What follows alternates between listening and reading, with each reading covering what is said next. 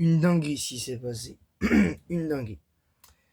Bonjour à tous les fans de foot, j'espère que vous allez bien. Ici Dinoraptor pour cette nouvelle vidéo et nouvelle vidéo débrief du match entre Chelsea et le Paris Saint-Germain.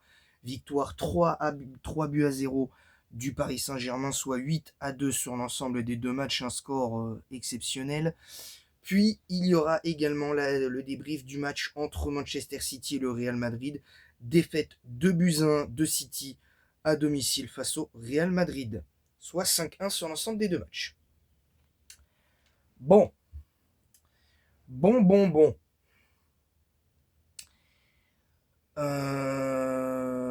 Du coup, qu'est-ce que j'ai à dire sur ce match? Pas grand-chose. Pas grand-chose pour être tout à fait honnête parce que Chelsea s'est fait éteindre. Chelsea s'est fait éteindre, s'est fait tordre, s'est fait essorer, s'est fait... y a rien à dire. je vais vous montrer un truc, vous allez comprendre. Pourquoi je dis ça? Vous voyez ce mouchoir là? Imaginez que c'est une serviette. Et ben ça c'est Chelsea. Voilà comment a fini Chelsea hier soir. Voilà comment Chelsea a fini. Complètement tordu. Ils se sont fait tordre, ils se sont fait manger, ils se sont fait boire tout ce que tu veux. Ils se sont fait écraser. Ils se sont fait écraser.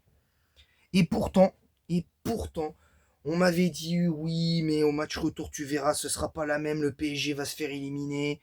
Ils vont perdre au minimum, ils vont perdre 4-1 face à Chelsea.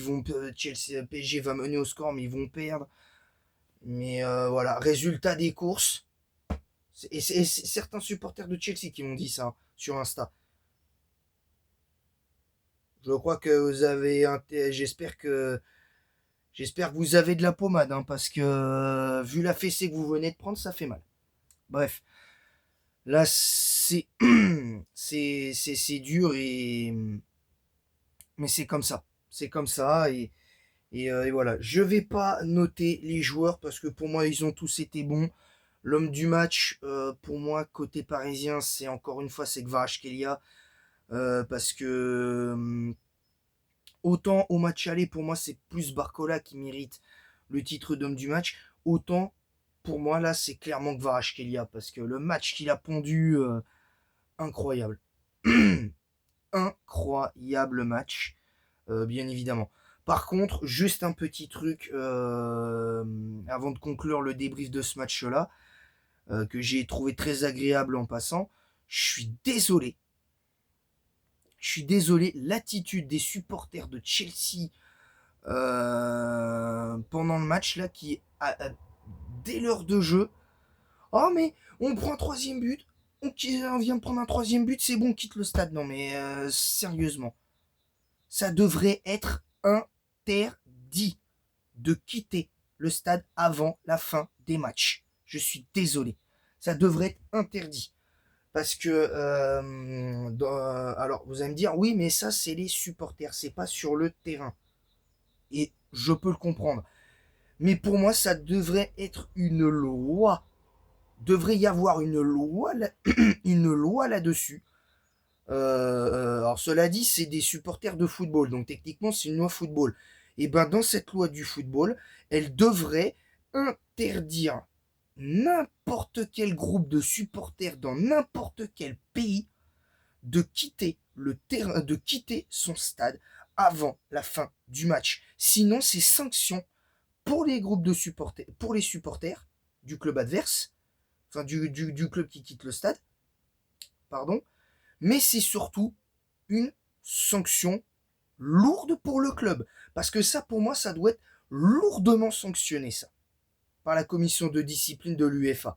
Je suis désolé. À un moment, faut arrêter.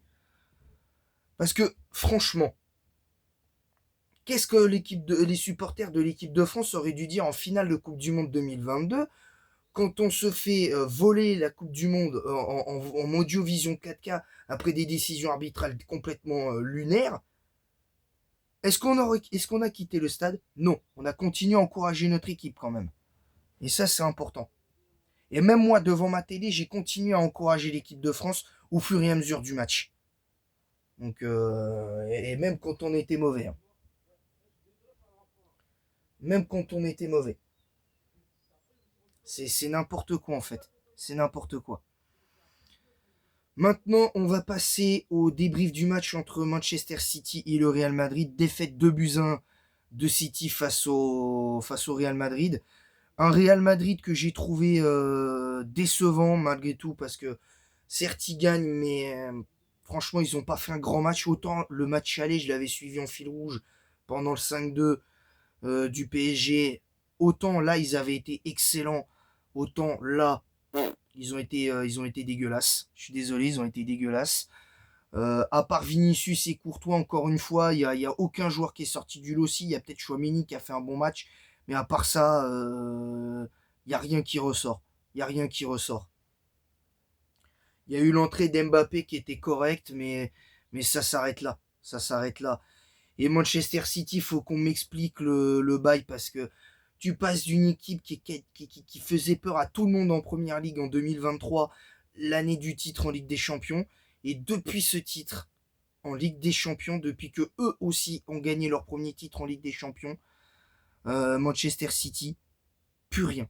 Il n'y a plus rien dans cette équipe. Il n'y a plus rien. Est-ce que c'est normal? Non. Mais je vais vous dire, heureusement que je ne suis pas supporter en Angleterre de Manchester City parce que je peux vous garantir que ça fait mal. Je peux vous garantir que ça fait mal. Donc voilà. Voilà. Donc pour moi, City n'a pas non plus de toute façon fait un grand match. Hein, de toute façon, même si je suivais ce City Real Madrid en fil rouge par rapport à Chelsea Paris Saint-Germain, le match Chelsea-PSG, même si Chelsea a été clairement à l'envers sur ce match contre Paris, j'ai préféré regarder Chelsea-Paris Saint-Germain. Mais bon, bref. Donc moi c'est tout pour ce double débrief, j'ai rien à dire de plus. Entre l'attitude des supporters de Chelsea qui quittent le stade au bout d'une heure de jeu, ce qui est complètement stupide, pour moi ça devrait être interdit de faire ça, je suis désolé parce que même si ton équipe perd, tu dois l'encourager jusqu'au bout. À la limite, même si j'aime pas les sifflets, à la limite tu siffles un peu ton équipe pour les réveiller un petit peu, mais c'est tout. Et quitter le stade comme ça, non. Quitter le stade comme ça, non. Pour moi, ça devrait être interdit. Mais bon, ça, c'est un autre débat. Ça, c'est un autre débat. Et petite parenthèse, bravo au Sporting Portugal parce que remonter 3 buts, c'est pas chose aisée. Parce que on pourrait se dire 3-0, c'est pas pareil que 5-2. C'est un fait. Mais remonter un retard de 3 buts, comme ils l'ont fait, moi, j'applaudis par contre des deux mains. J'applaudis des deux mains et je finis ce débrief de manière positive.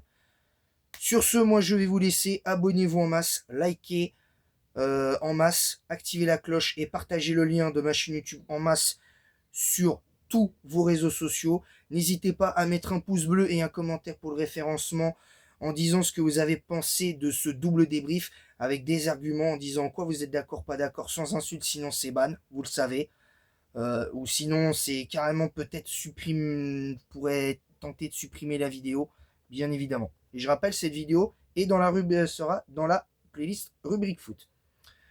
Voilà. Donc sur ce, je vais vous laisser. Je vais laisser un petit peu de temps. Je vais faire une petite pause. Là, j'ai fait 2 vidéos en même pas 5 minutes d'intervalle. Donc il va falloir que je me pose un peu. Et dans l'après-midi, je vous ferai la review de Code Lyoko saison 2 pour la suite des reviews. Voilà, sur ce, je vous laisse. Et en attendant la prochaine vidéo, je vous dis à bientôt pour de nouvelles aventures. En tout cas, foot. À bientôt. Et là, je baille pour contrer les arguments de ceux qui critiquent l'attitude, qui défendent l'attitude de Chelsea et ce qui s'est passé pour le titre qui a été donné au Maroc et retiré au Sénégal. Voilà. Sur ce, je vous laisse et en attendant la prochaine, je vous dis à bientôt.